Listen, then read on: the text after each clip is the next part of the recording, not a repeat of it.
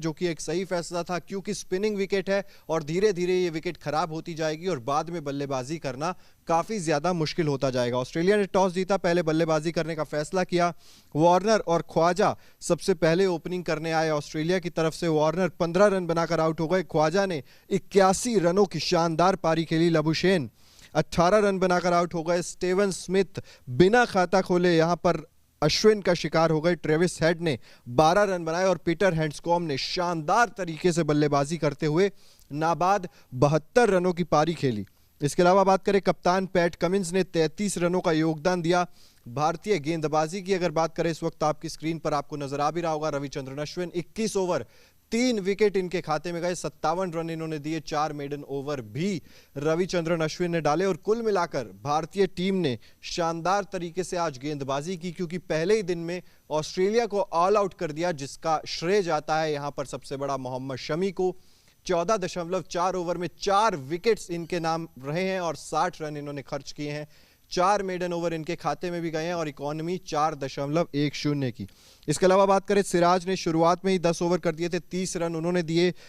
उनको हालांकि कोई विकेट नहीं मिला, लेकिन रविंद्र जडेजा 21 ओवर, यहां पर 3 विकेट रविंद्र जडेजा के खाते में भी गए हैं। 68 रन इन्होंने दिए हैं 3.20 की इकॉनमी से और ऑस्ट्रेलिया को 263 रनों के स्कोर पर रोक दिया भारत ने। और उसके बाद 9 ओवर भारत की बल्लेबाजी भी आई और 9 ओवर में भारत 21 रन बिना किसी विकेट के नुकसान है यहां पर सरवाइव कर लिया है। लक्ष्मी मैम, भारत ने 9 ओवर, अच्छी बात यह रही कि भारत का विकेट नहीं गिरा आज के दिन में। बिल्कुल ठीक कहा आपने। और ओपनिंग देखिए, आज शर्मा, रोहित शर्मा की बहुत शानदार रही है, चौका भी लगाया उन्होंने। और सबसे बड़ी बात यह है कि जिस तरीके से आज चाहे गेंदबाजी रही हो और चाहे आप बल्लेबाजी की बात करें, शुरुआत दोनों ही चीजों में टीम इंडिया की बहुत बेहतरीन रही है। चिराग, बिल्कुल बेहतरीन रही है और श्रेय जाता है रविचंद्रन अश्विन, जडेजा और मोहम्मद शमी को खास तौर पर, क्योंकि इन्होंने बांधे रखा था ऑस्ट्रेलिया की टीम को। आपने शुरुआत से ही दबदबा बनाए रखा। पहले हमने देखा आपने डेविड वार्नर को हाथ खोलने के मौके नहीं दिए, लगातार अपनी बाउंसर से परेशान कर रहे थे सिराज और शमी दोनों ही। और शमी ने सबसे पहले वार्नर का विकेट लिया था, वहां से ही कहीं ना कहीं समझ में आ रहा था कि शमी को मदद मिलने वाली है इस पिच से। बिल्कुल। और जिस तरीके से हम बात करते हैं चिराग और मैम की, हम बल्लेबाजी की ज्यादा बात करते हैं लेकिन गेंदबाजी को भी नहीं भूलना चाहिए। और शमी जिस तरीके से आज गेंदबाजी की, मतलब 4 विकेट उन्होंने लिया और 4 मेडन भी उन्होंने दिया है। तो मुझे लग रहा है कि रविंद्र जडेजा रिकवरी के बाद काफी अच्छे फॉर्म में लौटे। उनके गेंदबाजी के साथ साथ ही वो बल्लेबाजी में भी धमाल मचाते हैं। और सिराज की बात करें तो सिराज ने 10 ओवर में एक भी विकेट नहीं लिए हैं, 30 रन दिए हैं और 2 मेडन डाले हैं।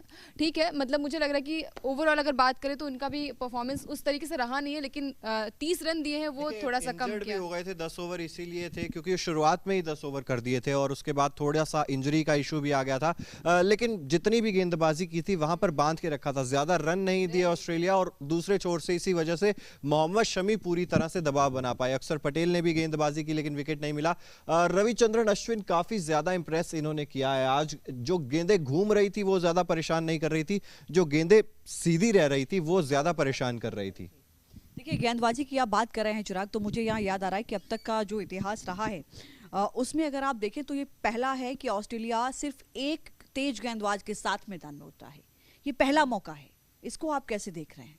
बिल्कुल, पिछला मुकाबला मुझे लगता है अच्छे से रिपीट में देखा होगा ऑस्ट्रेलिया ने। हाँ। जिस तरह से स्पिनर्स को मदद मिल रही थी और ये फैसला ठीक है।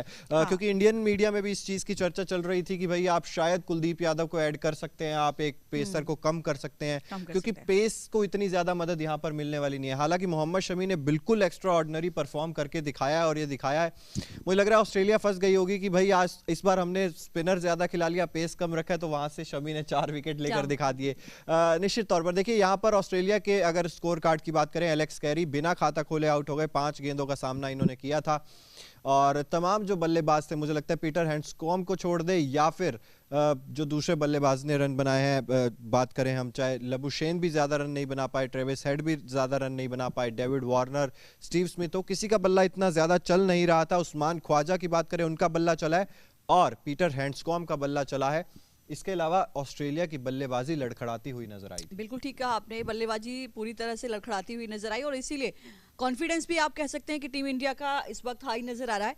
और मेरा एक सवाल ये कि क्या आपको लगता है कि जिस तरीके से नागपुर के जामटा क्रिकेट स्टेडियम में परफॉर्म रहा टीम इंडिया का, क्या उसी तरीके का परफॉर्म हम दिल्ली के अरुण जेटली स्टेडियम में भी देखेंगे?